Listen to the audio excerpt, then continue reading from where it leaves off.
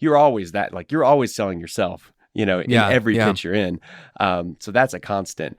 But that would probably be the first, my number one recommendation. And if that's all you get out of this, is to think of your product or your thing that you're building from other people's point of view and how it might benefit them.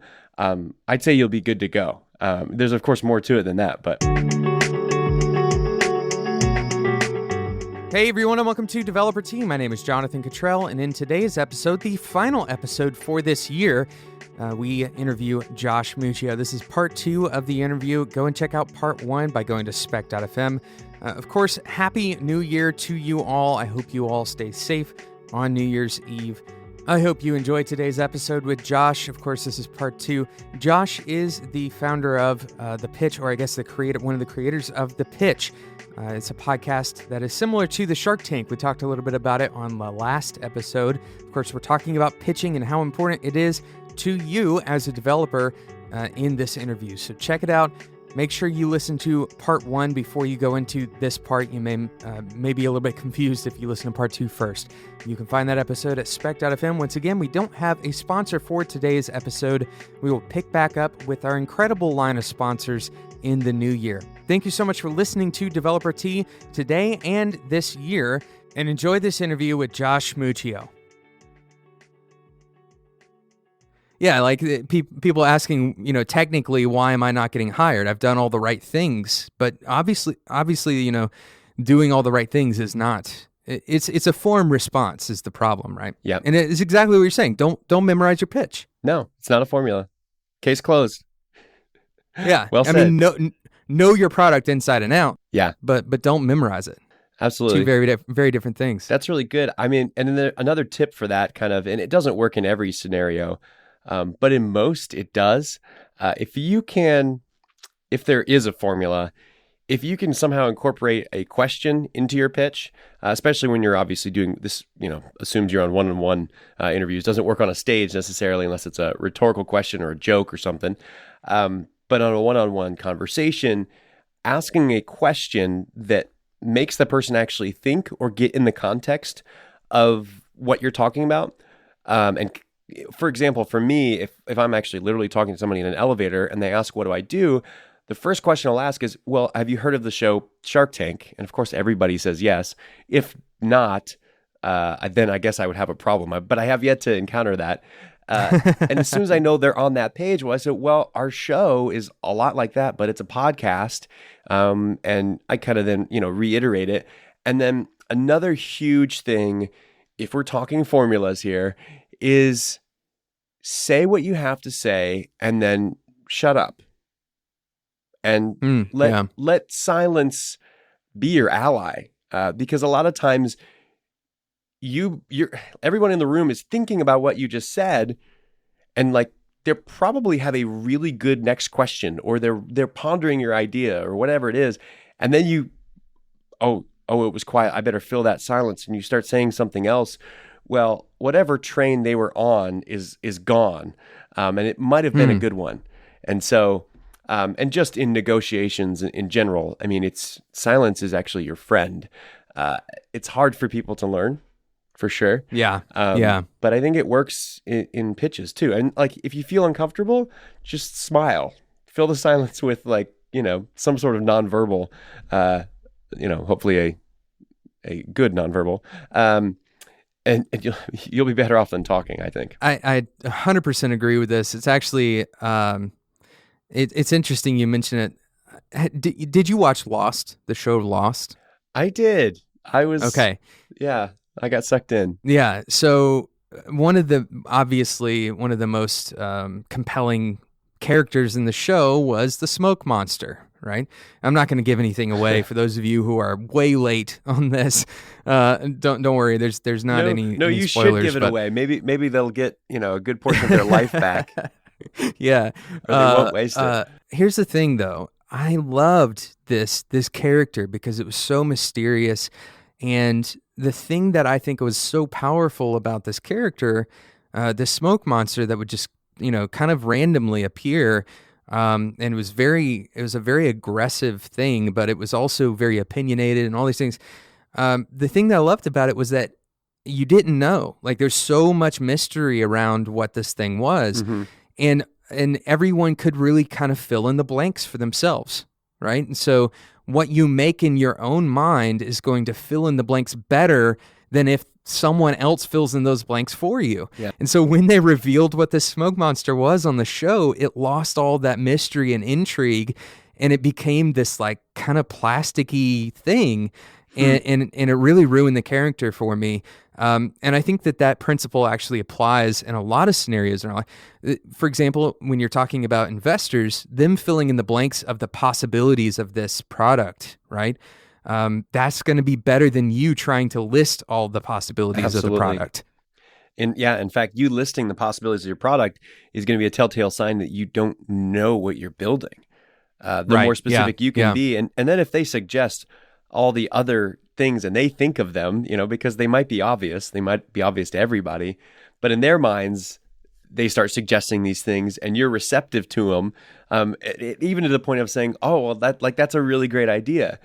Even if you thought of that before, acknowledge that this specifically works in an investor meeting, but by doing that, you're showing that you're a teachable person, that you're open to ideas from others.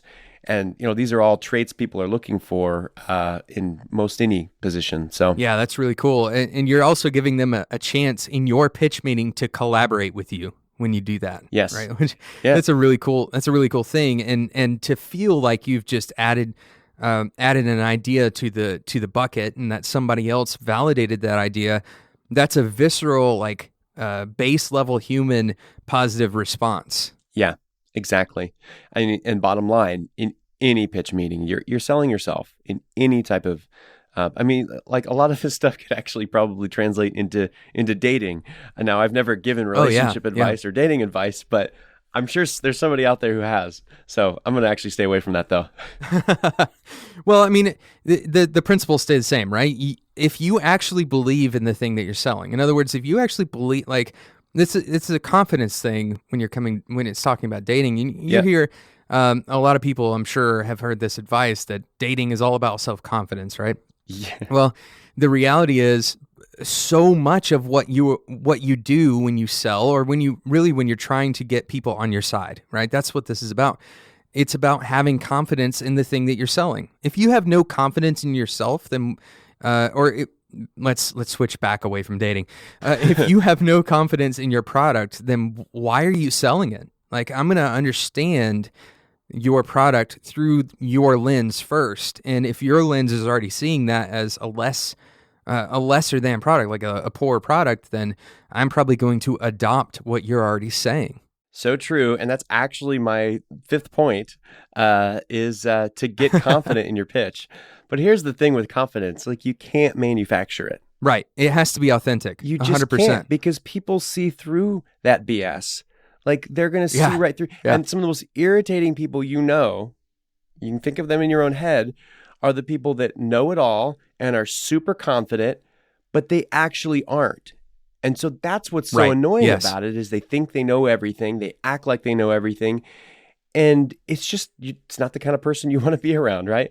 Well, that's going to translate in every scenario as well. So I think the thing about having genuine confidence is you don't get genuine there's no formula again to genuine confidence other than doing the time, putting in the time and actually being proficient in the thing, or actually having some unique thesis. A lot of confidence, I'll just use the founder/entrepreneur scenario because that's what I'm comfortable with. But a lot of confidence in that comes from talking with customers and taking their passion and their pains onto yourself. And when you know a specific customer or a market and better than anybody else, people will trust you, and you're going to ooze confidence in ways you can't even manufacture, even if you tried. So, yeah.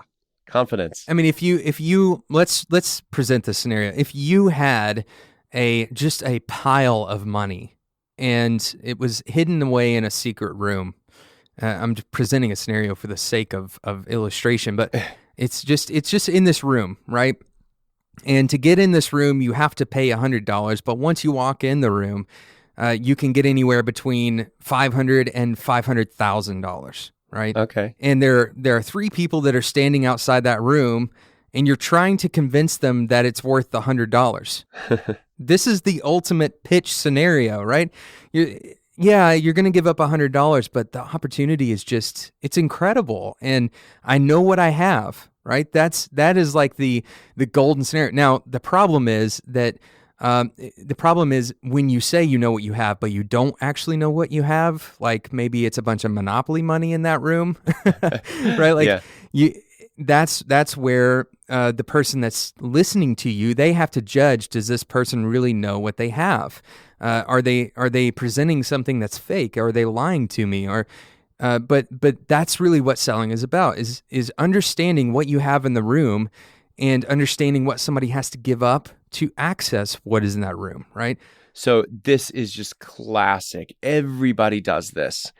And it's the problem with being so deep into what you're doing that you can't see the big broader picture. And this is why it's so helpful to have a coach, to have somebody who's not even like in your domain, but like it could be a family member that doesn't give a crap and like, is the kind of person that like doesn't understand what you do and won't try to understand. Like those people are actually great for this because let me explain. So what happens is you pitch your product or you pitch your thing that you're doing, and you spend all of your time talking about the features of that product, your app, and like how it works and all the different things it does and all the cool little buttons and windows and like cool little tricks it can do. And that is the wrong thing to put in your pitch. If somebody asks you a specific question about what it does or like what the best feature of your product does, then you answer that. But when you sell something, like you aren't selling a pile of features. You're selling what those features allow that person, customer, whatever, to do. And people it's really hard to do this because like, what do you get excited about as a developer? It's the things that you can do. It's the features that you're building. And like you build things feature by feature, right? Sure. Yeah. And well, not always, but Yeah. often. So breaking out of that can be really, really difficult.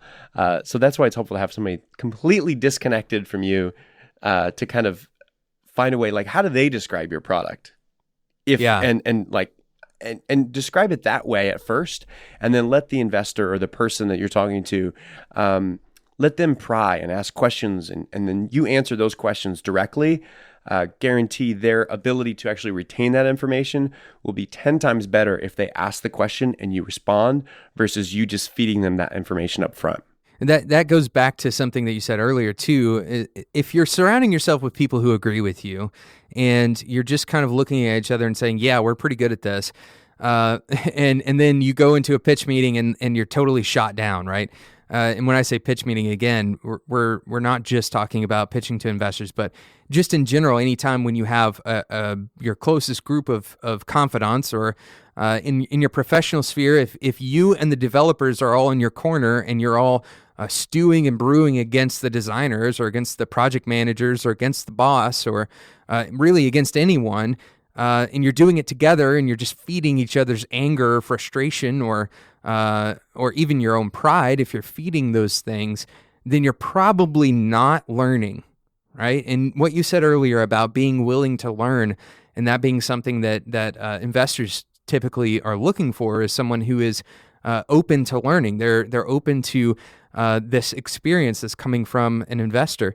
If you're not willing to learn, if you're only surrounding yourself with people who agree with you, then you're probably not going to get pitching down very well. That's really great advice. I mean, it's so true. I mean, one of the things we do is actually we have coaching as part of our podcast.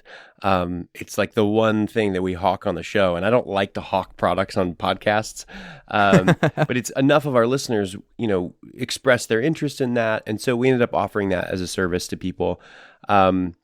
And so we, we essentially are that third party for people in startups that need help crafting their pitch. And we've partnered with other really smart people who know even more about this stuff than I do. So we kind of essentially have like a class that people can go through, and we just coach them on their pitch and like selling it the way that people need to hear it and not the way they think about it in their head. And That's good. It's so fun and interesting doing these things, because so often like you can tell that the breakthrough when they get it, or when you tweak their pitch or come on to something that they didn't think of on their own, all of a sudden, like, it's not just affecting their pitch to investors. They're thinking about their business differently. They're thinking about their thing and the potential of it differently. Just by changing essentially a few words and changing, it's all kind of semantics, but when those changes in words just drastic, I don't even know how to describe it very well, but it happens all the time, and it's just really, really cool. And I think it hits on, there's just something fundamental about pitching and like getting better at it. That's it's almost like you're just becoming a better communicator. You're better able to express your feelings to other people. And that's a big deal. It's bigger than, let's not get past this very quickly. That is a very big deal. I think that a lot of people underestimate communication more specifically, and they take the facts as the only things that matter. I see this for developers all the time. I see developers who are coming out of high school, and they're going into their degree program, and basically what they are taught, or I guess what they believe just naturally, or somebody is disseminating the information that your degree program will determine your career. Gosh. Especially in development, a lot of people have this perspective that, getting into a big job at Google is most likely, you need to go to a top tier school like MIT or something. And I can tell you definitively that that's not true. Like, without a doubt, obviously there are benefits to going to good schools, right? And that's where that comes from. There's benefits to going to places where there are very smart people doing really interesting, really challenging things at the forefront of the field. But to think that, getting yourself to a place or getting yourself into a position at a company or at a school or really anywhere in society even, to think that is a logical sum of the parts is totally the wrong thought, right? It's much more about communication. What Josh is saying, I don't want people to miss this. This idea that you communicating your feelings is unimportant as a developer.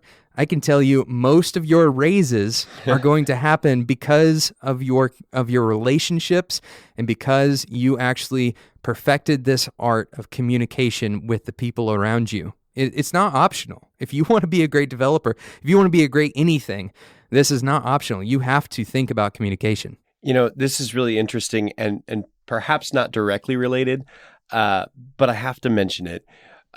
During one of the episodes of season 2, which hasn't come out yet, it'll go live January 11th. Actually, the first episode, there's a female founder pitching her idea, and she comes into the room with like such confidence, such moxie, such like, I'll walk out the door, like, I don't care kind of attitude. Like, my business is is so awesome that like, you're either not going to invest or you're not.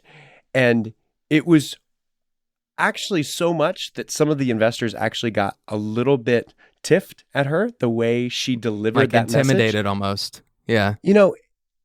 I don't know if or not intimidated, but kind of like weirded out by it. They said it just kind of gave them like the wrong well, one person said, like, I'll be honest, like, I hated her in the beginning. And he says it, he says it like on the podcast. He's like, I came to like her over time. But it was really interesting because there was a moment in the recording that essentially divided the whole room of investors. And then they ended up talking in post about how, like, as a woman, and we can't talk to this because we're guys, but I feel like it's cool to bring it up anyway. But like, that's how she kind of almost overcame whatever she felt like might be a sexism bias. She felt like if she could overcome that in like confidence in how she delivered stuff, that she'd be better off. And essentially that we find out later, like that's what she did. Like she was purposefully being a little bit more confident and cocky than she normally would be because she felt like she needed to do that. And in the end, people felt better when they found out her personality actually wasn't that. But the bottom line, not to give too much away, but she got the deal. And she absolutely crushed it. And, I don't know what the take-home message of that is, but one of the things that was talked about amongst the investors afterwards is they said, if that was a guy that came in here with that kind of attitude, the girl says, one of the female investors says this, you all, the other male investors, would have not thought anything of it. You would have loved him. She said, but because it was a girl, of course, so then we're kind of getting into the sexist conversation, but it was so interesting. And so I couldn't help but think, man, like this is like, I don't know that I've heard this talked about yet. Yeah. It's a really good picture of walking in it and saying, hey, I've thought about the communication, like so much so that I'm ready to perform what I have thought about, right? And not in a, I don't know, I wasn't there, obviously. I'm looking forward to listening to that because that'll be really interesting. But, coming in and saying, hey, like this isn't, I'm not, first of all, I'm not the stereotypical thing. I'm going to get your attention. Right. And maybe she just struck gold, or maybe she actually had a really good plan there. And, in the long run, she was just kind of genius level in her plan. Yeah. But the fact that she thought about it is more than most people do. Right. Yeah. The fact that she thought about how am I going to be received as a person just by default because of my gender or whatever. And most people don't have the energy or don't take the energy to even go that far. It's really true. It's really true. It's good. Awesome. Well, this is really good information. Josh, I want you to tell us a little bit more about the coaching opportunity. I know you mentioned it, and just so everybody knows, this is entirely voluntary. Josh isn't a sponsor. I'm not sponsoring the pitch. None of that is happening in the background without anybody knowing about it. But I do want to hear about the coaching opportunity, because I think a lot of people actually, and I'd be interested to know how you would feel about a developer coming to you and saying, "Hey, I'd like to just be coached on career development," and if that's a possibility. So that's interesting. We haven't coached anyone on career development. And I don't know that we could necessarily pitch it that way, but we could talk to a developer and say, like, let's talk about your delivery. How do you deliver yourself? How do you pitch yourself? Not necessarily what does your resume look like, but what is the message behind your resume? And is it actually reflecting who you are? Is there, that kind of synergy between the two? Because I think again, like it's hard when you look at your product, just like you look at yourself. It's hard because all of your intricacies, all of your features, but like seeing the big vision for yourself from the outside really takes help from somebody else outside yourself, And so, even if you don't work with somebody like us and our new program that we're launching, coaching for developers, I'm just kidding. Like just finding somebody to talk to, you're gonna find little pieces about how others see you, and it might change how you pitch yourself, and it can often make you think introspectively about yourself and who you really are. And I think that's always a good exercise, whether you're preparing for an interview or not. So yeah. I actually read this recently. Speaking of coaching, obviously the most common form of coaching that everyone is familiar with is athletic coaching, right? In the athletic world, getting to a state where you are a good athlete, like an average good athlete, the guy who is a weekend warrior and he's like the top of the team that plays, at the court in the neighborhood on Saturdays, that's something that generally you can do on your own. You don't really need a specialist to come in and, coach your form or anything. But in general, to get past that level, the pro athletes, they cannot become pro athletes and they cannot maintain their professional level of athleticism without coaching, because they can't. It's like a physical limitation. You're unable to see your own shortcomings. Yeah. Right. And there's no amount of self-evaluation that can elevate your game. So that concept applies to so much else, but specifically when you're talking about elevating your own pitch, like, man, it is 100% true that somebody outside of you needs to tell you what's wrong. It's true. And I think it fundamentally can also just be an insecurity thing. People, it's hard to sell yourself, right? Like, because you see the worst side of you as well as the best part of you. When you go to pitch or when you go into an interview, like you know all of that. So pitching, I keep saying that, giving the best version of yourself and like telling your story really, really well, it's just hard because your mind is clouded by all the things that you're not amazing at. And I think it's also important to note that in any interview, like people aren't expecting perfection. It's almost helpful if you can kind of give them some of that imperfection right off the bat so that they aren't concerned about what are you hiding, whether that's just quirks about kind of your delivery or like, who you act like. Maybe you have an obsession with, I don't know, cats on the internet, like, I don't know, or Star Trek, like, all the old, like whatever it is, maybe you don't incorporate that into your pitch, but you get what I'm saying. Like, having those human elements, I think. And so a lot of times in pitches, people will actually incorporate some humor or something like that, well, I think this is why we're seeing like so many people use, Giphy or things like that along with messages, is because like that's like it's just a human kind of way to make, a very sterile messaging, text, make it very human and quirky. And I don't know. I think people can benefit in pitching from being a little bit more human and a less composed. Yeah, I 100% agree with it. This is why I mentioned at the very beginning of today's episode, or I guess at this point we're probably in part 2. Definitely. So the last episode I mentioned that Josh and I had been talking already, because I say hello at the beginning of the episode mostly for you, the listeners' benefit, but the reality is Josh and I have been talking for 5 or 6 minutes. And it's going to be much easier for Josh and I to feel authentic if we are just opening up and being honest, like transparent. You're going to hear this episode after it's been edited. There's stuff that you're going to miss out on because the editing process removes it. But the truth is, a lot of what we present in our day-to-day lives or in our jobs, or eventually those people who buy in, they're going to see the real you.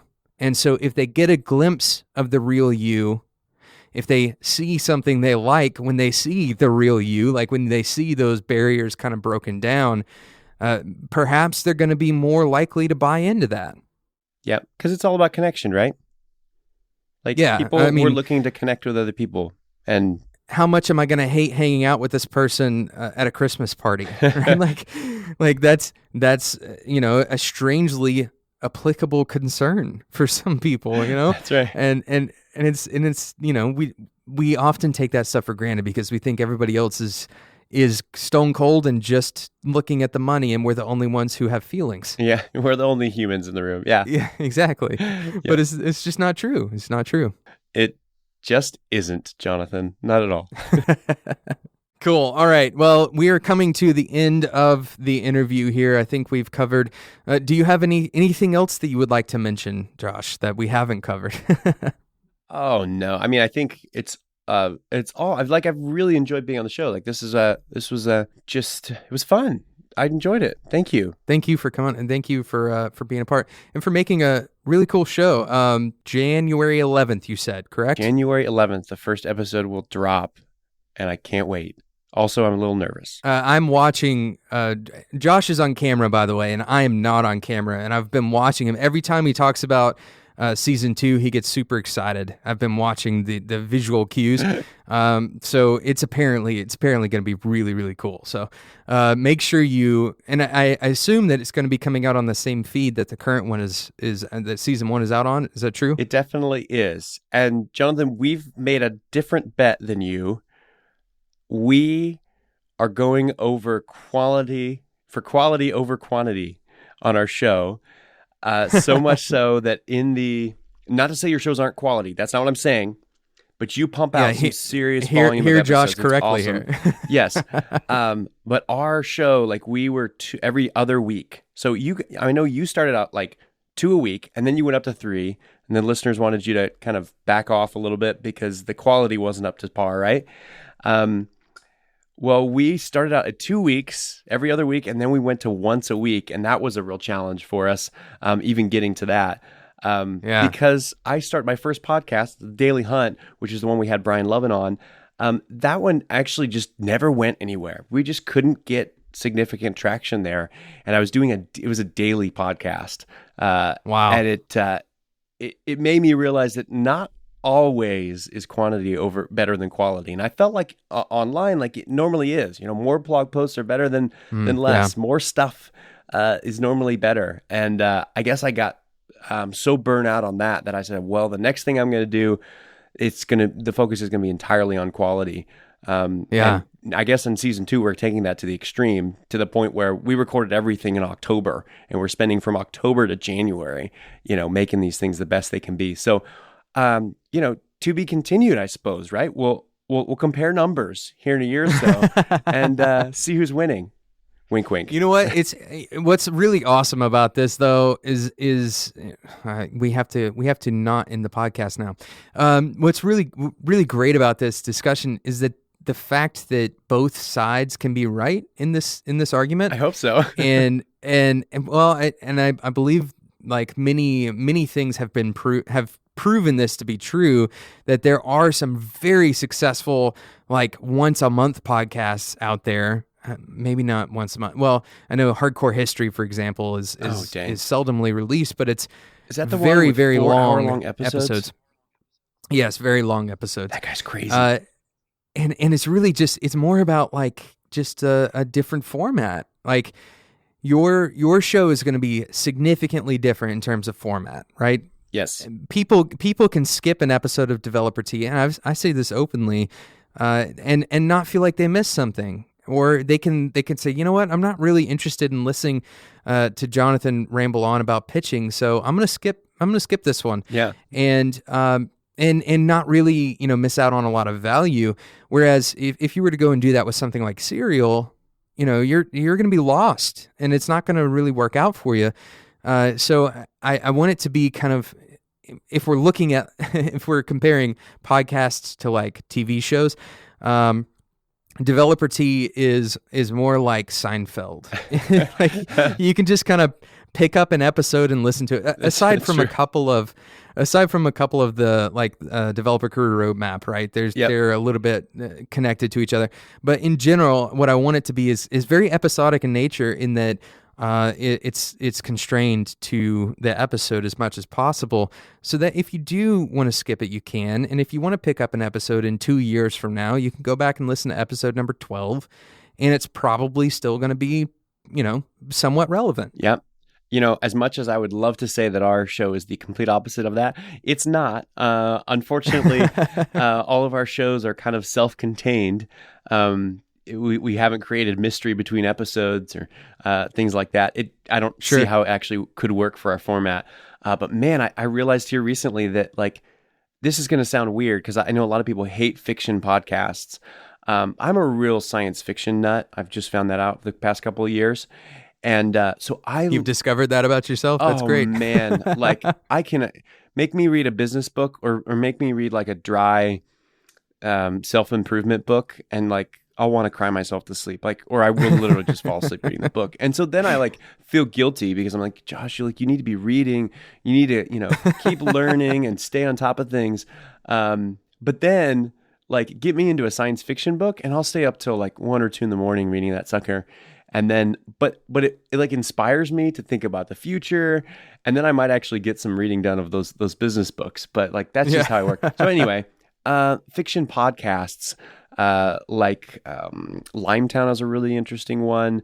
Life After is one that's going on right now. It's the continuation of the Message podcast. Any of these have you listened to? I haven't. No. I've heard of Limetown, and it seems like a bunch of people who listen to Serial ended up kind of crossing over into that one. But I haven't listened to any of them because, as I said very early in this podcast, I just don't have time to listen to many podcasts. Unfortunately, it's a very strange thing to be a podcaster. It is, and and to not take the time. I feel like I owe it to the world to listen to more podcasts. I feel you. I totally am in the same boat. But I mean, for me, like a lot of these fiction podcasts are actually shorter, and because they're episodic, and they're essentially telling a story over 7 episodes that could be told in 2 or 3, but they break it up into smaller chunks and then leave you hanging, a week. Even though they've got the whole thing produced, they wait to release the episodes, usually weekly.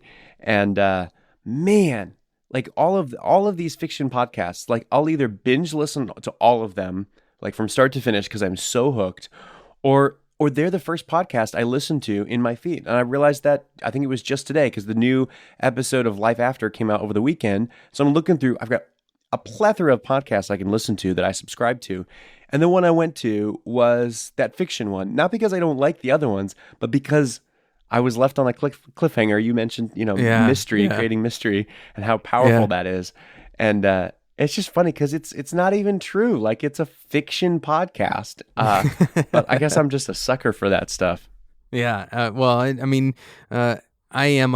TV. I'll admit it. I know a lot of people, it's trendy to cut the cord and to stop watching TV. Yeah. But we still watch a couple of shows.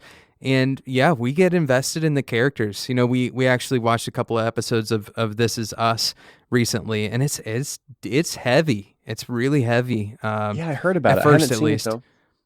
Yeah, it's not all heavy. Don't get me wrong. It's not like a dark show by any means, but it was heavier than we expected it to be, especially with my wife Lauren being pregnant right now. If you've seen the show, you can imagine that the first episode for a woman who's pregnant is a pretty emotional roller coaster at the very least, but. Yeah, so it totally makes sense. People buy into stories, and that's the power of story, right? It's going to leave you really wanting to be a part of something. Yeah. Well, and if you want to really be a pro at your pitch, you'll find out how to incorporate story into your pitch too. But that's kind of a thing to level up to. Yeah. I'm just story is one of those is like an underlying superpower. It is, and it can take pitch, so many different forms too. It's not just the classic, protagonist antagonist storyline. So, did you get into Stranger Things? Oh yeah, okay, yeah, we love Stranger Things. Yes, it was great. I can't wait till season 2. It's coming soon. Yeah, and everybody has their varying opinions of which direction they'll take it. But what's your opinion? I really don't. I'm not sure that I have one yet. I know that they're shooting it in Atlanta, which is really cool. I went to Georgia Tech, so I used to live in Atlanta. So I see every once in a while, I'll see something that kind of looks, somewhat familiar. It looks Atlantan to me. Yeah. And I see, but I'm not sure. I think that they will, they'll spend some time expanding the underground or the Upside Down. Spoiler alert, but oh yeah, hopefully you've seen it by now. But yeah, expanding a little bit more on that concept of the Upside Down and maybe adding more characters there. You know what I mean? Oh. Yeah, that was one big mystery for me, was I didn't know how many of them there were. But because you can't get that from the cast list. Yes. Right? Like, true. They could add like 5 characters in the Upside Down and it wouldn't change the cast list at all. I'm trying to figure out what I can say without giving away spoilers. Well, I feel like we've prefaced it. So if you don't want to be spoiled on Stranger Things on a developer podcast, by the way, let's be very clear. Then press pause or fast forward or something. But yeah. Yeah. Cool. All right. Well, now we can wrap it up. This has been a great conversation. Really enjoyed talking with you, Josh. I do like to ask two questions to every guest that I have on the show. Okay. My first question is, what do you wish more people would ask you about? Oh, this is going to sound really weird, but I wish more people would ask about my kids. Hmm. Most of my professional network is built because of the podcast, so people don't actually see me in person, and so they don't necessarily know that I have kids, and I'm not the guy posting tons of stuff about my kids on social media. So, Mm-hmm. um, but yeah, it takes up such a big part of my life that it's hard for me uh, to feel like I'm really connecting with people at times because they don't know Mm-hmm. my kids and we can't talk about my kids and whatever the latest thing is that they're doing. So I realize that's a total dad thing to say. And, single guys and girls out there are probably rolling their eyes, but I can't help it. I'm a dad No, of I think three, that so makes as a dad, well, as a future dad dad, to be. soon to be dad. That makes sense to me because it does, from the moment that you find out that it's going to happen, it starts consuming a pretty significant portion of your thought and your energy. Yes. Yeah. Oh man, and it's only beginning. I'm still trying to fathom what's going to happen when I go from 2 to 3. I'm having a hard time Yeah. with it. Oh, that's great. Well, why don't you tell us if you want to share a short bit about your children? Oh, put me on the spot here. Well, my oldest, Gia, she's 4 years old. She's going to preschool now, and we're in the Christmas season, so she just sang some Christmas carols, and it just melted my little heart. What can I say that's like that talks about their personality? Okay, so my youngest, who's 2, he's like your typical boy who right now is like running around making spaceship sounds and like crashing into things all the time and annoying his sister.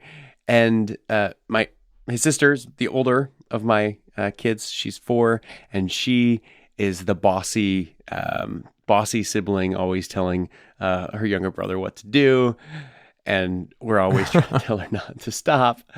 Um, Oh man, I don't feel like I'm doing my kids justice here. I didn't mean to make you Uh, feel obligated to ask about my kids. oh no, that I always ask this question so that we can do something that is very different Unconventional. from the average topic. Yeah, and everybody has a different, and you'd be surprised how many people start out by saying this is going to be weird, but Yeah, right? I. It's everybody has a different thing that they just don't get to talk about as often as they want to. That's really good. Yeah, And so the second question that I always ask my guests is, if you could give every developer 30 seconds of advice, what would you tell them?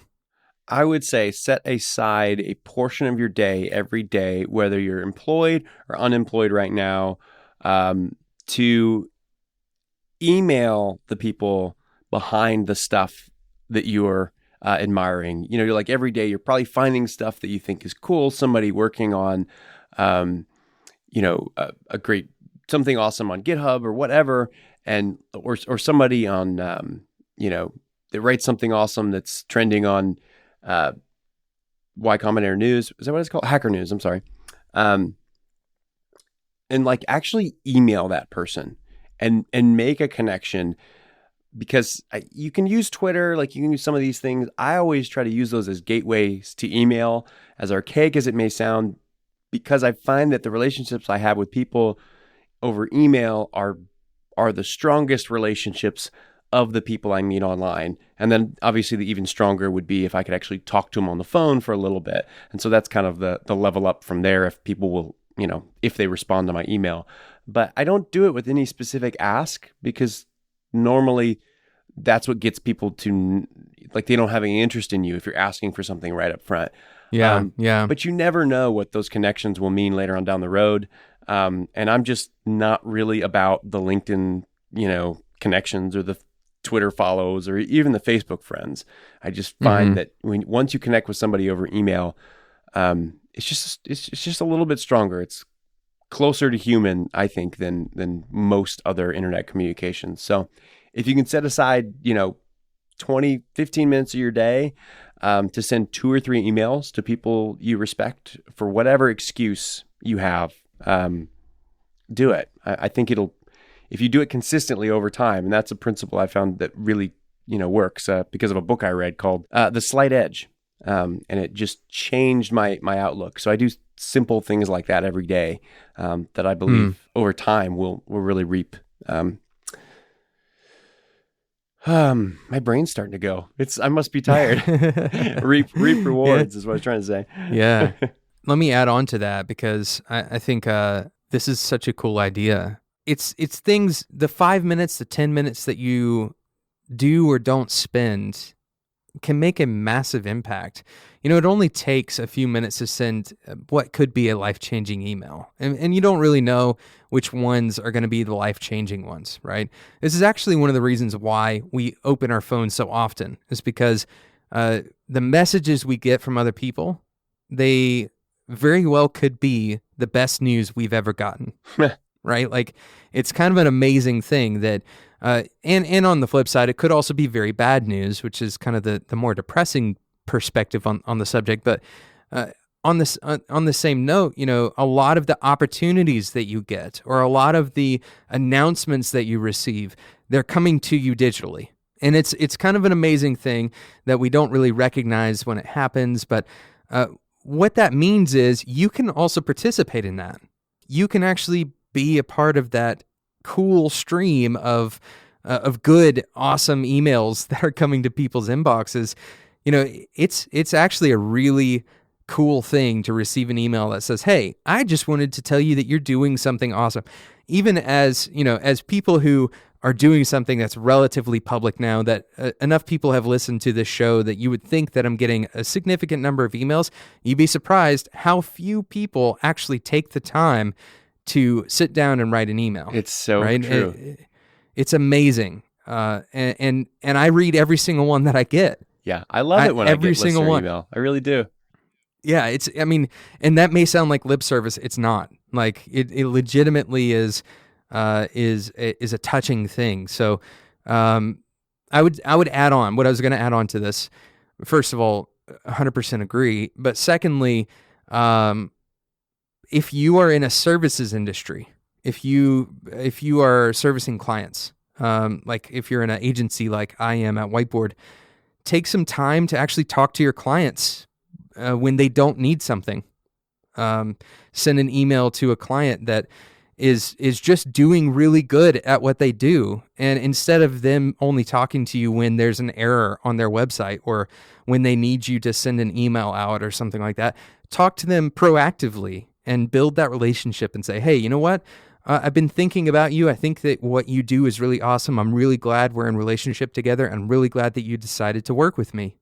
That kind of stuff builds such good relational, and it's not just about building relational equity, because that treats it very coldly. It's also about the simple fact that your life is going to be better if you have good relationships with good people. It's a pretty simple concept, right? Yes, it is. That's so true. That's really good.